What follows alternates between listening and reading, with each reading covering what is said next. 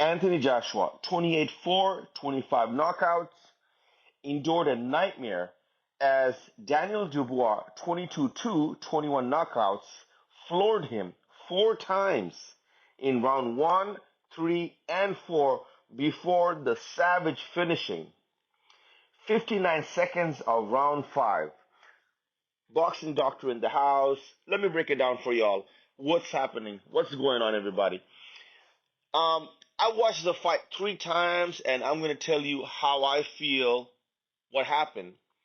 And with all due respect, when a fighter gets in the ring, it's not you, it's not me who's in the ring. It's that fighter coming in, putting their life in the line. You know, to be the best fighter, to be a champion. Putting that aside, Anthony Joshua went there to be the 3rd time champion. He came short, but I think if there is a rematch again, he will lose. And with all due respect, the reason why I'm saying this, do you remember, guys, when Alexander Usyk fought against Anthony Joshua? We seen what happened in the rematch as well. What's lacking in Anthony Joshua? What's lacking in the heavyweight division? The fighters are not throwing combination quick enough. Their footwork is slow.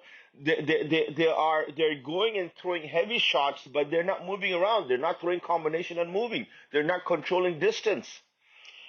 Say what you want to say. What Deontay Wilder, as awkward he was, the guy was still moving when he was able to fight. He had all his screws in place.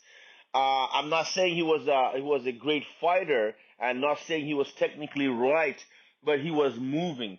And one thing about Deontay Wilder was that he was so determined to be one of the best, and with all his weaknesses, he still came on top when he did, because he tried his best, and and it works because that awkwardness and that willingness to win. He made a big mark in boxing. Going back to Anthony Joshua, he I think mentally didn't realize that Daniel Dubois, his footwork, his movement, his hand speed would be quick, and that made a big difference in the fight. Huge difference. That guy was going in and out. Daniel Dubois was going in and out, in and out. He was moving, and he just couldn't understand what's going on. And that's what makes a big difference in this fight. If there's a rematch that happens, and if this the same energy Daniel Dubois brings in the fight, Anthony Joshua will lose. Now, let's break this down. If you're gonna say, oh, you're not giving credit to Anthony Joshua, you're not giving Anthony Joshua if he tries hard, he might win. It's not that. If Anthony Joshua is able to learn, to adapt, to move around, throw quick combinations, go in and out, not just swing heavy punches, use his upper body. You got to use your foot and you got to use your upper body. Boxing is first footwork and then your hand speed. It's footwork, hand speed. If you look at Anthony Joshua, and again, it's not disrespecting. Anthony Joshua is a wonderful man, very kind-hearted. But if he needs to go back and learn, he needs to work with coaches that is going to show him how to use his footwork and hand speed at the same time and move around the ring. Because staying in one place with a heavyweight boxer, why? Him being the taller dude, taller guy in the fight, he's exchanging punches, man. Come on. You need to throw jabs. You need to throw combinations to Daniel Dubois.